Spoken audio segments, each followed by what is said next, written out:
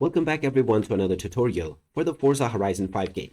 In this video, I'm going to show you how you can enable or disable the screen reader or narration feature within this game. So let's get started right away. First of all, open up the game on your device, and from the main menu, you can directly go into accessibility/settings, or you may pause your game and then go into settings from the campaign menu. Once you are inside the settings page, navigate to accessibility, and here you will find various different options. If you scroll a little bit down, you can find the screen reader feature as well. This may be set to system default or on if it is enabled. If you want to disable it, simply choose off within this section. And if you want to have it enabled, you can choose the on or the system default menu. Once you have made your desired selection, make sure to press the start button to save your changes, or you can choose save and continue when you press the back button. Once you have saved your changes, you can continue to enjoy your game.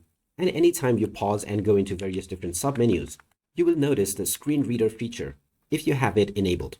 In order to turn it off, you can once again follow the same steps. Pause the game, go into accessibility, and then choose your desired screen reader option.